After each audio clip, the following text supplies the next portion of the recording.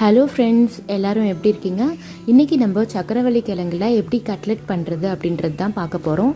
Evening time நல்லா மழை வந்துட்டுருக்கு, பாப்பா ஸ்கூல் விட்டு வர டைம் ஆகிடுச்சுன்னு சொல்லிட்டு ஒரு ஹெல்த்தியான ஸ்நாக்ஸ் வந்து அவனுக்கு பிடிச்ச மாதிரி டேஸ்டியாகவும் பண்ணி கொடுக்கணும் அப்படின்றதுனால நான் இந்த டிஷ் வந்துட்டு ட்ரை பண்ணியிருந்தேன். அன்றைக்கி வந்துட்டு ரொம்ப மைல்டான மழை தான் வந்துட்டு இருந்தது. ரொம்ப சில் கிளைமேட்டாக பாப்பா ரொம்ப என்ஜாய் பண்ணி விளையாண்டுட்டு இருந்தாங்க. அப்புறம் டிவிலையும் வந்துட்டு 90s சாங்ஸ் எல்லாம் வந்துட்டு போயிட்டு இருந்தது. 90s ஃபேவரட் சாங்ஸோட அந்த மலையோட சூடாக கிறிஸ்பியாக ஹெல்த்தியாக டேஸ்டியான ஒரு ஸ்நாக்ஸ் சாப்பிட்டா நல்லாயிருக்கும் இல்லையா? அதுக்காக தான் வந்துட்டு பண்ணியிருந்தேன். வாங்க எப்படி பண்ணுறதுன்னு பார்க்கலாம். நான் வந்து 2 சக்கரவள்ளி கிழங்கு எடுத்துக்கிட்டேன். ரெண்டுமே வந்துட்டு இந்த மாதிரி வந்து வேக வச்சு எடுத்துக்கோங்க. ஒரு 3லேருந்து 4 விசில் விட்டிங்கன்னா போதும். குக்கர்லேயே வந்து வேக வச்சுக்கலாம். அப்போ தான் சீக்கிரமாக வந்துட்டு நம்ம வேக வச்சு எடுத்துக்கலாம். இப்போது இதில் என்னென்ன வந்து நம்ம கட்லெட் பண்ணுறதுக்கு என்னெல்லாம் தேவை அப்படின்னு பார்த்தீங்கன்னா, கருவேப்பிலை, கொத்தமல்லி தழை, நல்லா பொடியாக நறுக்குன ஒரு பெரிய வெங்காயம். நான் 2 கிழங்குக்கு ஒரு பெரிய வெங்காயம் எடுத்துக்கிட்டேன்.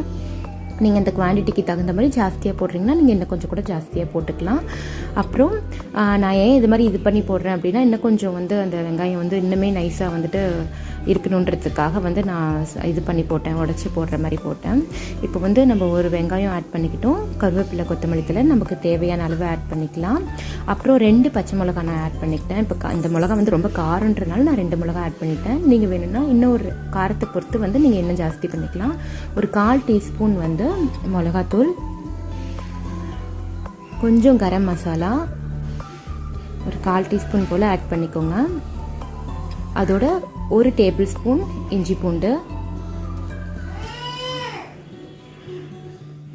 1/2 டீஸ்பூன் கார்ன்ஃப்ளவர் மாவு, 1 ஸ்பூன் அரிசி மாவு, 1 டீஸ்பூன் மைதா மாவு ஆட் பண்ணிக்கலாம். இது கூட வந்து நீங்கள் ஜீரகம் வேணுனாலும் ஆட் பண்ணிக்கலாம். எனக்கு அந்த டேஸ்ட் வந்துட்டு பிடிக்காது அவ்வளோவா. சோம்பு ஆட் பண்ணால் ஒரு நான்வெஜ் ஃப்ளேவர் கொடுக்கும் இல்லையா? அதனால் நான் வந்து கொஞ்சமாக சோம்பு ஆட் பண்ணிக்கிட்டேன். கொஞ்சம் உப்பு. இது எல்லாத்தையும் வந்துட்டு நம்ம நல்லா வந்துட்டு பிசைஞ்சு எடுத்துக்கணும். இது கூட வந்து நீங்கள் தண்ணி வந்து ஆட் பண்ணிடாதீங்க. ஆட் பண்ணிட்டீங்க அப்படின்னா நம்ம கட்லெட் மாதிரி வராது. ஸோ வந்து தண்ணியே தேவையில்லை இதுக்கு. இது நல்லா வந்துட்டு நீங்கள் பிசைஞ்சு எடுத்துக்கோங்க. அதே போல் நான் வந்து மஞ்சத்தூள் வந்துட்டு ஆட் பண்ணவே இல்லை. ஏன்னா அதோட நேச்சுரல் கலரே வரட்டும் அப்படிங்கிறதுக்காக நான் மஞ்சத்தூள் வந்துட்டு ஆட் பண்ணலை. நான் இப்படியே வந்துட்டு பிசைஞ்சு எடுத்துட்டேன். இப்போ வந்து பார்த்திங்கன்னா இந்த அளவுக்கு வந்துட்டு நம்ம பிசைஞ்சதுக்கப்புறம் இந்த கன்சிஸ்டன்சியில் இருக்கும். இப்படி இருந்தால் தான் நம்ம கட்லெட் வந்து பிடிச்சி வரும். நான் வந்து கட்லெட் ஷேப்பில் கொஞ்சம் மொத்தமாக வந்துட்டு நான் பிசைஞ்சு எடுத்துக்கல. ஏன்னா வந்து பப்புக்கு வந்து ரொம்ப மொத்தமாக இருந்ததுன்னா அவன் சாப்பிட மாட்டான். அதனால் ரொம்ப தின்னாக வந்துட்டு நான் வந்து ரவுண்ட் ஷேப்பில் வந்துட்டு இந்த மாதிரி வந்து எடுத்துக்கிட்டேன். அவ்வளோதான். நீங்கள் எண்ணெய்க்குள்ளே போட்டு எடுக்க வேணாம், அது வந்து ஆயிலி ஃபுட் மாதிரி ஆகிடும். அதனால் நான் தோசை சட்டிலேயே வந்துட்டு போட்டு எடுத்துட்டேன். கொஞ்சமாக நம்ம ஆயில் யூஸ் பண்ணாலே போதும் இல்லையா? இந்த மாதிரி எடுத்துக்கிட்டால் ஆல்ரெடி வெந்தது தான் அப்படிங்கிறதுனால நமக்கு இந்த அளவுக்கு பண்ணாலே, இப்படி பண்ணாலே வந்துட்டு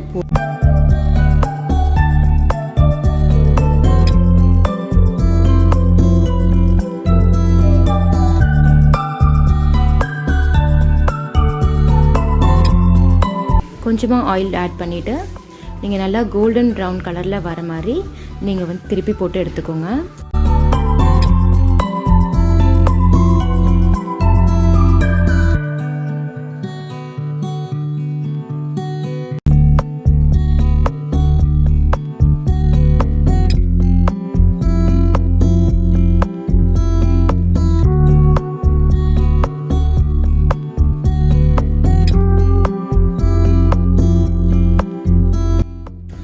அவ்வளோதான் ஃப்ரெண்ட்ஸ். இப்போ பார்த்தீங்கன்னா 2 பக்கமும் நல்லா வெந்துருச்சு.